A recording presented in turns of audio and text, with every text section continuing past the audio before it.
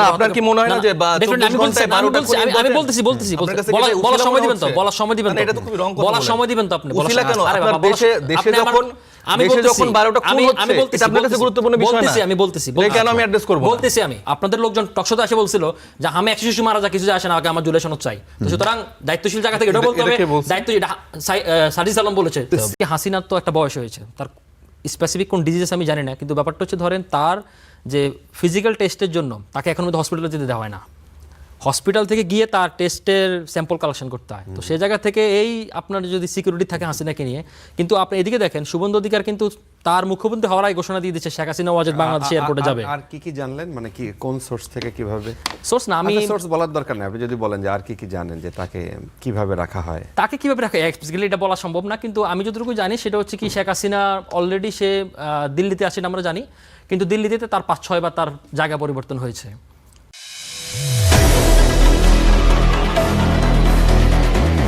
Serious সম্ভাবনা আপনি দেখেন যে বাংলাদেশে ওই ধরনের রাজনীতি মানে উস্কে যেতে পারে, বা তারা যারা এই ধরনের পোষণ করেন মনোভাব, কারা এই ধরনের মনোভাব পোষণ করে যে বাংলাদেশে হিন্দুদের বলবে যে ধর্মান্তরিত হইতে হবে তোমার? না সেটা না, আমি কিন্তু এটা আগেই বলেছি যে এই ধরনের এখনো বাংলাদেশে কোনো নেতা এই ধরনের কথা বলে নাই, ফলে সেটা কম্পেয়ার করা যাবে না, কিন্তু সম্ভাবনার কথা বলছি। না সেই সম্ভাবনা কাদের মধ্যে দেখেন? মানে ধরেন সেটা আমরা দেখতে পাবো, আমরা কিন্তু এই যে কিছু কথা আমি এখানে বললাম এর আগের প্রশ্নের উত্তরে, সেখানে কিন্তু আপনি বুঝতে পারবেন বাংলাদেশে অনেক মানুষ, যেমন এই যে আপনি ইভেন এখনো যদি সোশ্যাল মিডিয়ায় যান, এই যে বিজেপি যেই ঘটনাগুলি ঘটাচ্ছে পশ্চিমবঙ্গে, সেগুলির প্রতিক্রিয়ায় বাংলাদেশের মানুষ সোশ্যাল মিডিয়ায় অনেকেই কি ধরনের অনেকে মন্তব্য করছেন সেটা আপনি যদি দেখেন, দেখবেন যে সেখানে অনেক ধর্মীয় বিদ্বেষ আছে, ধর্মীয় বিদ্বেষমূলক অনেক কথাবার্তা বলছে এখানে মানুষ, সেটার স্কেলে মানে স্কেলের জায়গা থেকে যদিও অনেক কম পশ্চিমবঙ্গের তুলনায়, কিন্তু সেটা কিন্তু হচ্ছে। এবং সেটা আমি বলছি যে এই পশ্চিমবঙ্গের যে সমস্ত ঘটনা ঘটছে সেইটার প্রতিক্রিয়ায় এটা আরো সিভিয়ার হয়ে উঠতে পারে।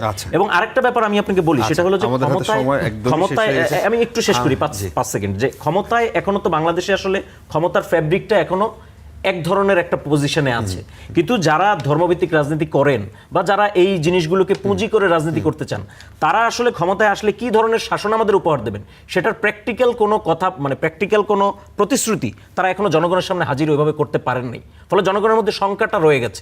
এই শঙ্কার কারণেই কিন্তু এবার বিপুল একটা থাকা সত্ত্বেও ধর্মীয় রাজনৈতিক দলগুলি কিন্তু সেভাবে ভোট পান নাই ওই শঙ্কাটার কারণে।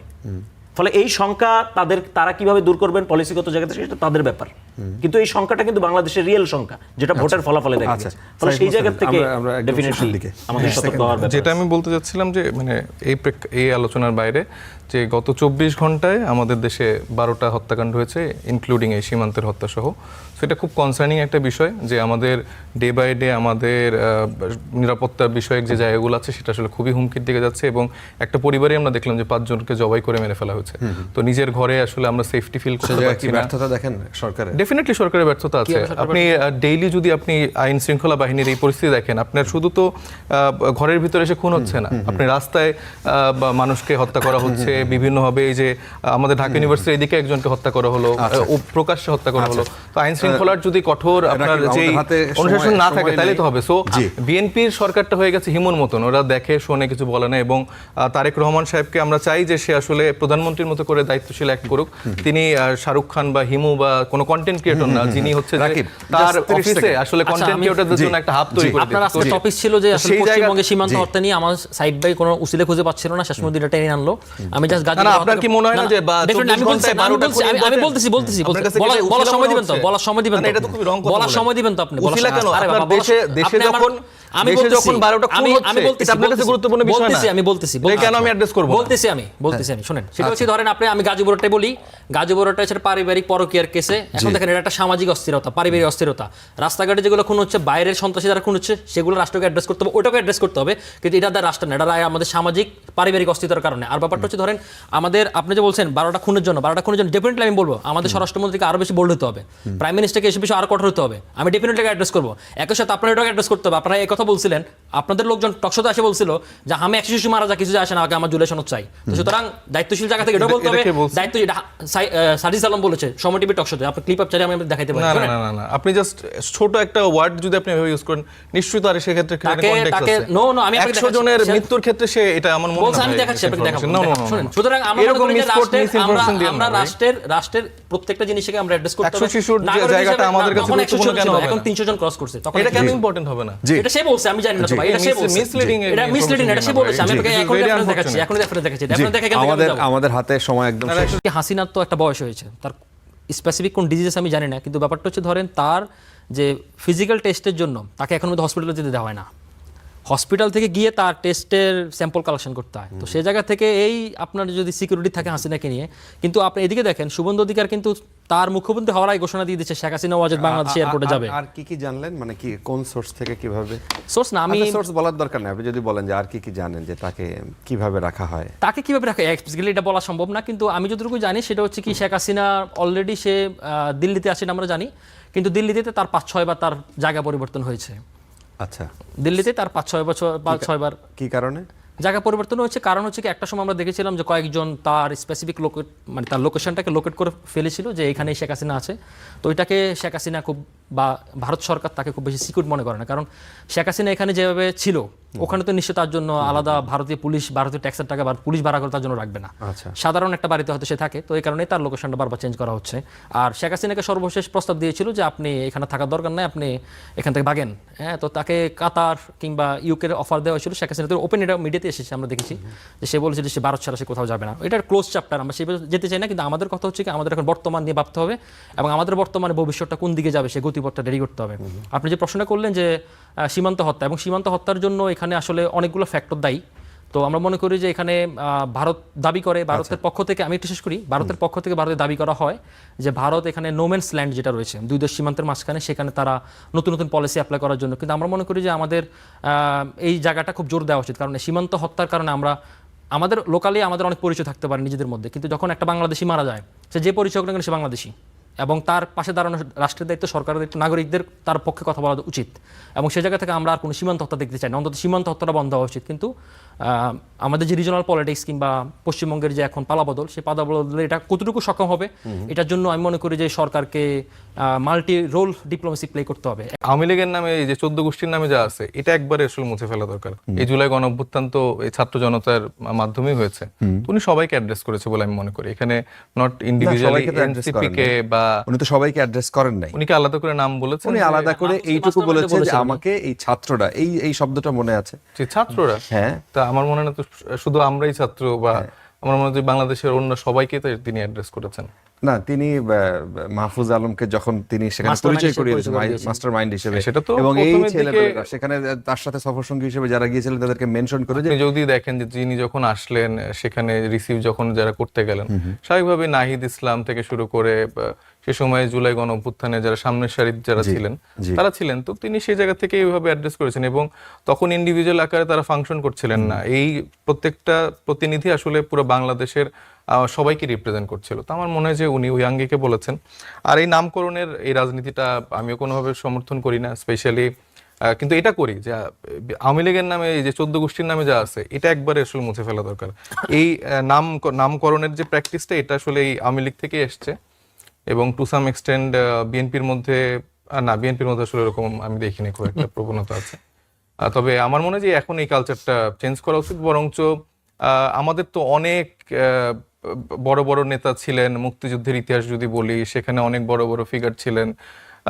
কিছু ক্ষেত্রে আপনি যদি ধর্মীয় কাউকে কোনো জায়গার নাম দিতে চান, সেটা যদি আপনার মনে হয় যে বাংলাদেশের প্রেক্ষাপটে হতে পারে এবং জনগণের একটা সমর্থন আছে, আকাঙ্ক্ষা আছে, সেটা হতেই পারে। কিন্তু এইটা আসলে মেজর বিষয় না। আমার মনে হয় যে কাজ করাটা গুরুত্বপূর্ণ, মানে সরকার কি কাজ করছে, আচ্ছা, রাদার হচ্ছে যে নাম কি করে। আচ্ছা,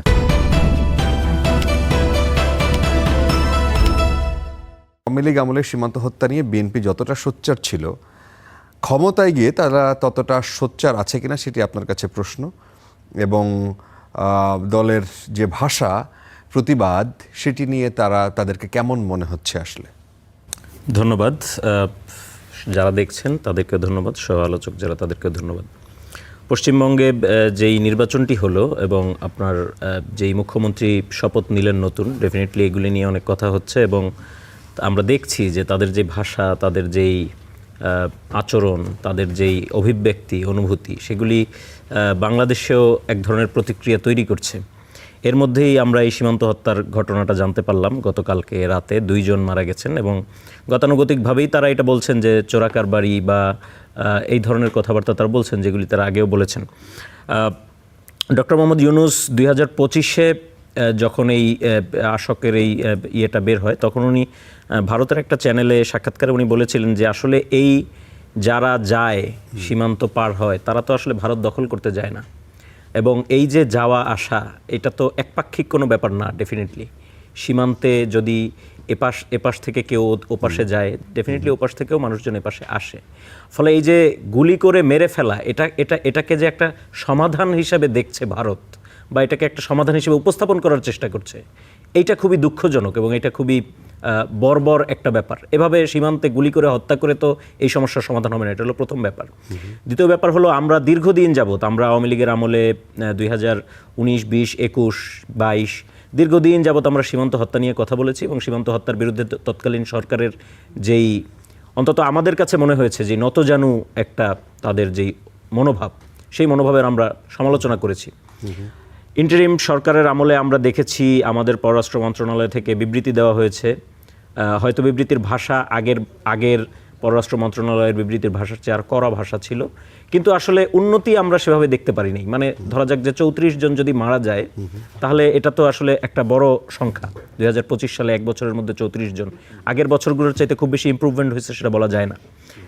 এবং এই সরকারের আমলেও আমরা দেখলাম যে এটা শুরু হলো, এই সাইকেলটা শুরু হলো। এখন বিএনপি সরকার, আমরা দেখেছি যে বারবারই আমরা দেখি যে একটা সরকার যখন চেঞ্জ হয়, সেই সরকারের বিভিন্ন সমালোচনা, পলিসির সমালোচনা অন্যান্য বিরোধী দল থাকা অবস্থায় যারা করেন, তারা নিজেরা সরকারে আসলে আসলে সেই বিষয়গুলোকে তারা সেভাবে অ্যাড্রেস করেন না বা করতে চান না। বিএনপি সরকার এখনো পর্যন্ত এই বিষয়ে আমরা দেখি নাই যে তারা কিছু বলছেন, বা তারা যদিও তারা বলেছেন যে তারা ফ্ল্যাগ মিটিং করবেন এবং তারা বিবৃতি জানাবেন, প্রতিবাদ জানাবেন, কিন্তু আসলে এই বিবৃতি, প্রতিবাদ, ফ্ল্যাগ মিটিং এটা কতদিন চলবে? এই সরকারের ডেফিনেটলি এই ব্যাপারে একটা কনক্রিট সিদ্ধান্তে আসা উচিত। ভারতের সাথে একটা এই সীমান্তের সমস্যা নিয়ে ভারতের সাথে একটা কনক্রিট চুক্তিতে আসা উচিত, এবং তাদের যে বিরোধী দলে থাকা অবস্থায় যেই বিরোধিতা ছিল বা এই বিষয়গুলো নিয়ে পুরো দেশের যেই কনসার্ন, সেটাকে তাদের অ্যাড্রেস করা উচিত। না করলে দেশের রাজনীতিতেও তারা কোণঠাসা হয়ে পড়বে ডেফিনেটলি। এই দিনই আমরা খবর পাচ্ছিলাম, আমরা যখন এই টকশো করি ঠিক এই সময়টাতে গত রাতে 2 জন মানুষের মৃত্যু আমরা দেখলাম, সীমান্ত হত্যা হলো। প্রশ্ন হচ্ছে যে বিএনপি বিরোধী দলে থেকে যেইভাবে সোচ্চার ছিল এই বিষয়টা নিয়ে, তারা যেইভাবে কড়া প্রতিবাদ জানিয়েছে বিভিন্ন সময়, বিশেষ করে এই সীমান্ত হত্যা নিয়ে, সরকারের থেকে কি তারা সেই অবস্থানটা ধরে রাখবে, নাকি তারা একটু নতুন যেন নীতি নিবে, নাকি কূটনৈতিক দিক দিয়ে তারাই সমাধান করবে? এটা তো আসলে আমার 2 সমালোচক বললেন যে এটা তো অনেকদিন ধরে আসলে হয়ে আসছে এবং এটার উত্তরণের পথ বা সমাধান এখনও আমরা আসলে খুঁজে বের করতে পারিনি। আনফর্চুনেটলি গতকালকেও এরকম সময় আসলে আমাদের 2 জন ভাইয়ের নিহত হতে হলো। তো এগুলো আসলে খুবই দুঃখজনক, এবং আসলে ভারত বারবার যখন দাবি করে যে তারা আসলে আমাদের বন্ধু রাষ্ট্র বা নানাভাবে আসলে তারা তো আমাদের নানা বিষয়ে আসলে ইনভলভ হয়, আমাদের রাজনীতির মেরুকরণ করার ক্ষেত্রে তাদের একটা বড় ভূমিকা তারা রাখার চেষ্টা করে, এবং আমাদের দলগুলো আমরা দেখেছি যে প্রশ্রয় দিয়ে এসছে। হাসিনা বা আওয়ামী লীগ তো দিয়ে এসছেও, এবং ইভেনচুয়ালি এই সরকারেরও আমার মনে হয় যে একটা প্রশ্রয় বা জায়গা তৈরি হচ্ছে, যদি আমি চাই যে এটা যেন আসলে না হয়। কারণ কি রকম সিমটম দেখে মনে হচ্ছে আপনার? অনেক ক্ষেত্রেই মানে আমাদের যে পররাষ্ট্রমন্ত্রী আছে তার নিয়োগটা নিয়ে আসলে অনেক কথা হয়ে গেছে অলরেডি, এবং তিনি যেহেতু, আমি জানি না, আমি এটা অনেকবার বলেছি যে আসলে বিএনপির কোনো দলের সাথে যুক্ত ছিলেন কিনা, অথবা এরকম স্বতন্ত্রভাবে আমার সমালোচক। তার নিয়োগ কি ভারত থেকে না আমেরিকা থেকে না কি? এটা আমরা যতটুকু জানি যে 2 জায়গা থেকেই একটা মত উৎপাদন করে একটা তার বিষয়ে একমত ছিল। হ্যাঁ, এটা রাকিব ভাই আরো ভালো বলতে পারবেন, ওনার কাছে অনেক ইনফরমেশন যেহেতু আছে। আমিও আজকে শেখ হাসিনা কিছু ইনফরমেশন আমি খুব সারপ্রাইজ হলাম, তো এটা ইন্টারেস্টিং। তো এটা হয়েছে এবং এটা আমাদের জন্য আসলে দুঃখজনক। আপনি জানেন যে শুভেন্দু অধিকারী বা ভারতের লাস্ট যে 1.5 বছরের রাজনীতি বা ইলেকশনে যে প্রচার প্রচারণা, সেখানে আপনি দেখবেন যে বাংলাদেশিদের প্রতি একটা হেট্রেড দেখানো হয়েছে, মুসলিমদের প্রতি একটা হেট্রেড দেখানো হয়েছে, এবং এইটাকে পুঁজি করেই কিন্তু তারা তাদের রাজনীতির জায়গাটা তৈরি করেছে। এবং যে 91 লাখ ভোটারকে তারা বাতিল করেছে, এখানকার মধ্যে মেজরিটি অংশ মুসলিম, বা মানে আমি একটা ডকুমেন্টই দেখছিলাম যে তারা আসলে যেই কায়দায় আসলে বাতিল করেছে, একটা স্বয়ংক্রিয় একটা অ্যাপের মাধ্যমে, অথবা যে তাদের একটা সাইট ছিল, সেখানে এরকম র্যান্ডম মানে যারা আসলে যেই সব আসনগুলোতে দেখা যাচ্ছে যে তৃণমূল কংগ্রেসের জেতার কথা, সেই সব আসনগুলোতে আসলে এই স্ক্রুটিনিটা বেশি করে করা হয়েছে এবং একটা বড় অংশ তারা বাতিল করে ফেলেছে। এবং যে আসনগুলোতে বিজেপি পূর্বে জিতেছিল, সেই আসনগুলো দেখা যাচ্ছে যে খুব কম সংখ্যক মানুষ বাদ হয়েছে। এবং এই বাতিলীকরণের মাধ্যমে, এবং এটা আসলে কোনো রকম আদালতের রায় ছাড়াই এই ইলেকশনটা হয়ে যায়, এবং হওয়ার পরে তো আসলে আমরা দেখতে পাচ্ছি মানে ইভেন শোভেন্দু অধিকারী এখনও বলছে যে আমার যেই ভোটার তারা আসলে মেনলি মেজরিটি হিন্দু, বা হিন্দুরা আমাকে ভোট দিয়েছে, এবং বাকি যারা আছে মানে মুসলিমকে তারা ট্রিট করছে যে এরা হচ্ছে সে বাংলাদেশি রোহিঙ্গা। এবং তিনি যখন হেঁটে যাচ্ছে মানে লোকজন এই বাংলাদেশি। সো তার মাইন্ডসেট এবং তাদের কথোপকথন, এবং আমার সমালোচক তো বললেন যে আসামের যিনি আছেন তিনিও কিন্তু বারবার বলছে যে সে চাই না যে বাংলাদেশের সাথে আসলে সম্পর্ক ভালো হোক। তো এইরকম মানে দুজন পুরোপুরি বাংলাদেশ বিদ্বেষী, এবং যাদের সাথে আওয়ামী লীগের একটা খুব দারুণ সম্পর্ক। আমরা দেখলাম যে আওয়ামী লীগের অনেক নেতারা হচ্ছে যে তাকে ফুল দিয়ে, মানে আমি সম্ভবত ইশারে গিয়ে দেখলাম যে জাহাঙ্গীর যিনি গাজীপুরের মেয়র ছিলেন, তাকে দেখলাম যে সে হচ্ছে ফুল দিয়ে তাকে বরণ করতে গেছেন। আবার আওয়ামী লীগ বা পেস ওগুলো থেকেও আমি দেখলাম যে তাকে খুব শুভেচ্ছা জানানো হচ্ছে। তো সব মিলিয়ে আমার মনে হচ্ছে না যে মানে যেরকম একটা ইকুয়েশন সবাই ভাবছে যে মমতা ব্যানার্জির বিদায়ের ফলে আমরা তিস্তা চুক্তি থেকে এরকম অনেক যেই আমাদের মানে অনেক ইস্যু ছিল সেগুলো হয়তো সলভ হয়ে যাবে, কারণ কেন্দ্রীয় সরকারের সাথে এখন একটা আলাদা আন্ডারস্ট্যান্ডিং থাকবে। এবং নরেন্দ্র মোদী বরাবরই বলেছে যে আসলে পশ্চিমবঙ্গের মুখ্যমন্ত্রীর কারণে তিনি অনেক কাজ আসলে করে দিতে পারছেন না, যেটা আসলে আমাদের ন্যায্য হিস্সা। তো এটা আসলে এখন সামনের দিনে দেখার বিষয় যে আসলে বিএনপি তাদের ফরেন পলিসির জায়গাটা আসলেই বাংলাদেশ ফার্স্ট এই নীতিতে করে নাকি হাসিনার নীতিতে।